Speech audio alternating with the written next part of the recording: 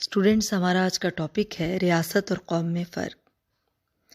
ریاست اور قوم یقیناً ایک دوسرے سے مختلف ٹرمز ہیں۔ ریاست 4 عناصر پر مشتمل ادارہ ہے: آبادی، علاقہ، حکومت اور اقتدار اعلیٰ، جبکہ قوم افراد کا ایک ایسا گروہ ہے جو آزاد ہو یا آزادی حاصل کرنے کی کوشش کرے۔ چنانچہ گل کرائسٹ کہتا ہے کہ افراد کا گروہ جب ریاست کی صورت میں منظم ہو جائے تو وہ قوم بن جاتا ہے، جبکہ لارڈ برائس کہتا ہے کہ قوم ایک قومیت ہے جس نے خود کو سیاسی وحدت کے طور پر منظم کر لیا ہو، آزاد ہو چکی ہو یا آزادی حاصل کرنے کی خواہاں ہو۔ اس کا مطلب یہ ہے کہ اسٹوڈنٹس، ریاست اور قوم کا آپس میں گہرا تعلق ہے، مگر اس کے باوجود ہم یہ نہیں کہہ سکتے کہ دونوں بالکل ہم معنی اصطلاحات ہیں۔ ریاست اور قوم کے درمیان فرق کو ہم بعض پوائنٹس کی صورت میں بیان کریں گے۔ نمبر 1، ایک ریاست میں ایک سے زیادہ اقوام ہو سکتی ہیں۔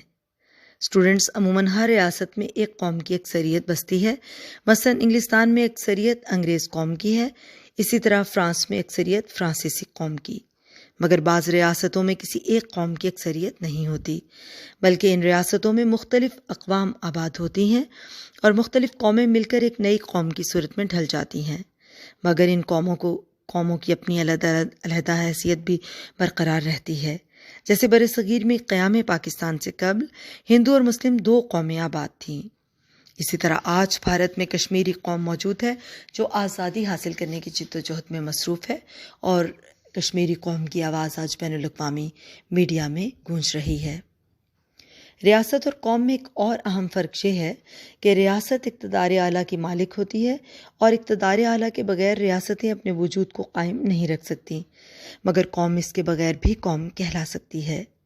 ہاں، جب وہ قوم آزادی حاصل کرنے کی جدوجہد میں کامیاب ہو کر ایک نئی ریاست کی صورت میں ڈھل جائے تو وہ ریاست اقتدار اعلیٰ کی مالک بن جاتی ہے۔ آج کشمیری قوم اقتدار اعلیٰ کی مالک نہ ہونے کے باوجود بھی ایک قوم کہلا سکتی ہے۔ بچوں، ریاست اور قوم میں ایک اور فرق یہ ہے کہ ریاست اقتدار اعلیٰ کی مالک ہونے کے ساتھ ساتھ حکومت کی مالک بھی ہوتی ہے۔ کوئی بھی ریاست حکومتی تنظیم کے بغیر اپنے وجود کو برقرار نہیں رکھ سکتی، مگر قوم کے لیے حکومت کا قیام ضروری نہیں۔ ہاں، قوم جب آزادی حاصل کر کے ریاست کی شکل اختیار کرتی ہے تو نئی ریاست کو حکومتی تنظیم کی ضرورت ہوتی ہے، یعنی حکومت ریاست کے لیے ضروری ہے، کسی قوم کے لیے نہیں۔ مثلاً اگر کوئی غیر ملکی فوج کسی دوسرے علاقے کی قوم پر قبضہ کر لے تو اس قوم کو اقتدار اعلیٰ سے محروم کر سکتی ہے، مگر اس قوم سے قوم ہونے کا اعزاز نہیں چھین سکتی۔ ریاست اور قوم کے درمیان ایک اور فرق یہ ہے کہ ریاست کے لیے قانون کی ضرورت ہوتی ہے۔ ریاستی تنظیمیں دساتیر اور قوانین کے بغیر نہیں چل سکتی، مگر قوم کے لیے اس کی کوئی ضرورت نہیں۔ کسی بھی قوم کے لیے جو جدوجہد آزادی کے جاں گسل عمل سے گزر رہی ہو، مخصوص تنظیمی ڈھانچے کی ضرورت نہیں ہوتی۔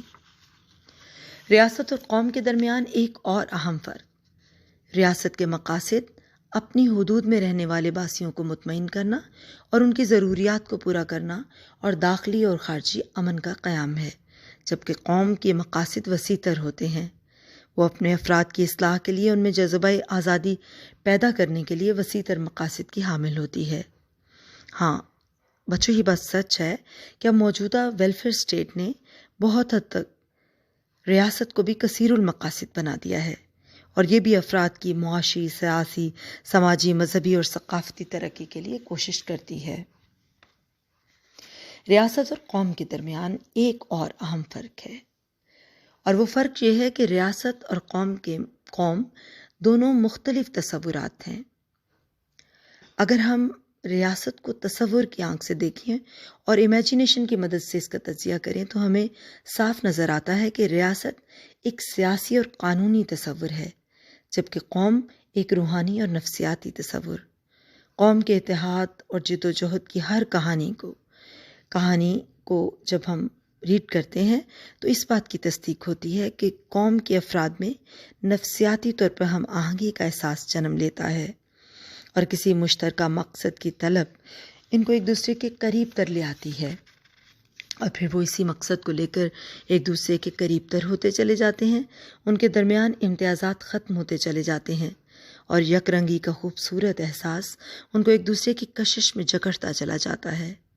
اسی لیے بعض اوقات ایک قوم تعصبات اور نفرت کی وجہ سے تسبیح کے دانوں کی طرح بکھر جاتی ہے، اور اس کا اتحاد پارا پارا ہو جاتا ہے، جبکہ بے شمار اختلافات رکھنے والی قوم جب ان اختلافات کو نظر انداز کر دیتی ہے تو پھر اس کے اندر قومیت کا احساس پہلے سے بھی زیادہ پختہ ہوتا چلا جاتا ہے۔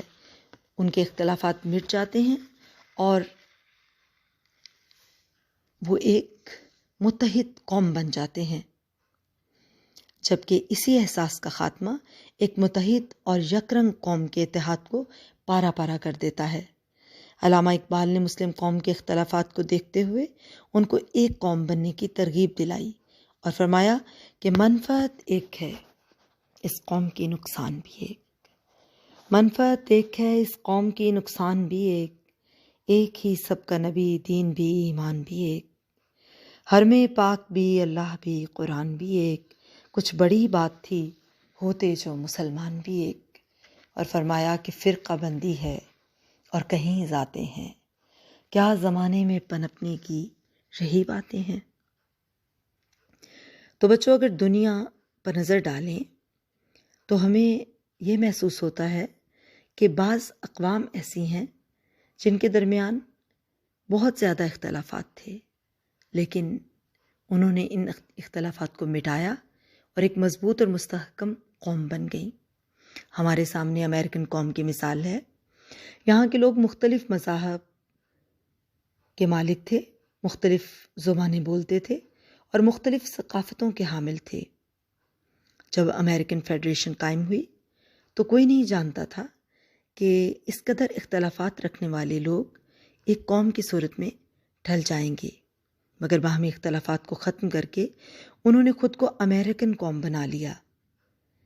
یعنی قوم ایک نفسیاتی احساس کا نام ہے، اور ریاست ایک قانونی اور سیاسی تصور ہے۔